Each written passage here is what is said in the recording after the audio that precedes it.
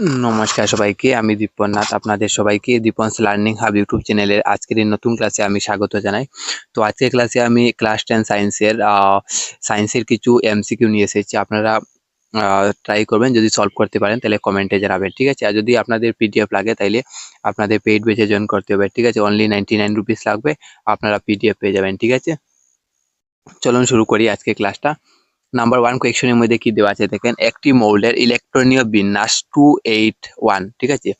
একটা মৌলের ইলেকট্রনীয় বিন্যাস দেওয়া আছে 2,8,1। মৌলটির পারমাণবিক সংখ্যা কত, ঠিক আছে?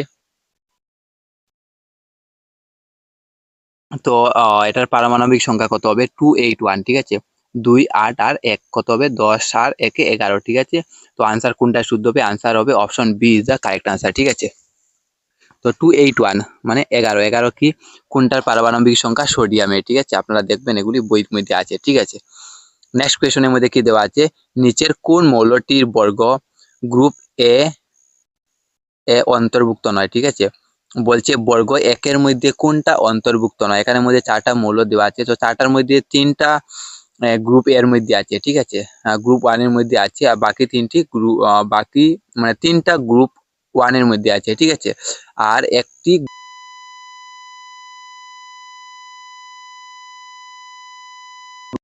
গ্রুপ 1 এর মধ্যে নেই, ঠিক আছে? বর্গ একের মধ্যে নেই, ঠিক আছে? নেক্সট কোয়েশনের মধ্যে কি দেওয়া আছে দেখেন, কোন পর্যায়ে বাম দিক থেকে ডান দিক গেলে মৌলের পারমাণবিক ব্যাসার্ধ ক্রমান্বয়ে, ঠিক আছে? বলছে কোন পর্যায়ে বাম দিক থেকে ডানে গেলে মৌলের যে পারমাণবিক ব্যাসার্ধ আছে সেটা কি হয়? বাড়ে না কমে না একই থাকে না কোনটি হয় না, ঠিক আছে? তো শুদ্ধ উত্তর কোনটি হবে দেখেন, শুদ্ধ উত্তর হবে কমে, ঠিক আছে? নেক্সট কোয়েশন দেখেন, আধুনিক পর্যায় সারণীতে কতটি স্তম্ভ আধুনিক মডার্ন পিরিয়ডিক টেবিল যে আছে এটাতে কতটি স্তম্ভ আর কতটি স্তম্ভরে আবার বর্গ হয়, ঠিক আছে? স্তম্ভ বা বর্গ বা এবং কতটি অনুভূমিক সারি আছে, ঠিক আছে? যে আধুনিক মডার্ন পিরিয়ডিক টেবিল আছে সেই টেবিলের মধ্যে কয়টি বর্গকে কি বলে? স্তম্ভ বলে।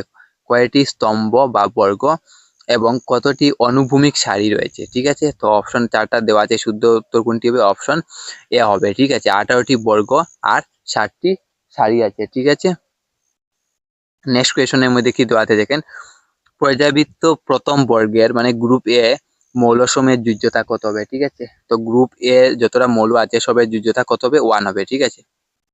নেক্সট কোয়েশন কি দেওয়া আছে দেখেন, অ্যালুমিনিয়ামের ইলেকট্রনীয় বিন্যাস কত? তো প্রথমে আমাদের অ্যালুমিনিয়ামের পারমাণবিক যে সংখ্যাটা জানতে হবে, কত? এটা 13, ঠিক আছে? তো ইলেকট্রনিক বিন্যাস হবে 283 হবে, ঠিক আছে? অপশন সি হবে কারেক্ট আনসার, ঠিক আছে? নেক্সট কোয়েশনের মধ্যে কি দেওয়া আছে দেখেন, মেন্ডেলিভের পর্যায় তালিকার উলম্ব স্তম্ভগুলিকে এবং অনুভূমিক সারিগুলিকে বলা হয়, ঠিক আছে? তো মেন্ডেলিভের যে পর্যায়বৃত্ত তালিকা আছে, এটার যে উলম্ব স্তম্ভ যেগুলি আছে সেগুলিকে কি বলা হয়, আর অনুভূমিক যেগুলি আছে সেগুলিকে কি বলা হয়, ঠিক আছে? অনুভূমিক সারিগুলিকে। তো অপশন কোনটা শুদ্ধ হবে? অপশন বি হবে কারেক্ট আনসার, ঠিক আছে? উলম্ব স্তম্ভ যেগুলো আছে সেগুলিকে বলা হয় বর্গ, আর অনুভূমিক যেগুলো আছে সেগুলিকে বলা হয় পর্যায় বলা হয়, ঠিক আছে? নেক্সট কোয়েশন দেওয়া আছে দেখেন, নিচের কোনটি ধাতু কল্প নয়? বলছে কোনটা ধাতু কল্প নয়, ঠিক আছে? তো এখানে 4টা উত্তর দেওয়া আছে, 4টার মধ্যে অপশন কি হবে? ডি হবে কারেক্ট আনসার, ঠিক আছে? অক্সিজেন সেটি ধাতু কল্প নয়, ঠিক আছে? তো ধাতু কল্পগুলির নাম দিয়ে দিয়েছি, আপনার মুখস্থ করে নেবেন, আর তাছাড়া বইয়ের মধ্যেও আছে, এগুলি আপনারা শিখতে পারবেন, ঠিক আছে? ধাতু কল্প নয় বলছে boron, silicon, germanium, arsenic, antimony, tellurium, polonium, ঠিক আছে? এগুলি কি ধাতু কল্প এগুলি, ঠিক আছে? নেক্সট কোয়েশন কি দেওয়া আছে, নিচের কোনটি ধাতু? বলছে কোনটা ধাতু? এখানের মধ্যে 4টা দেওয়া আছে, সালফার, সোডিয়াম, কার্বন, ক্লোরিন। তো কোনটা ধাতু হবে? ধাতু হবে সোডিয়াম হবে ধাতু, ঠিক আছে?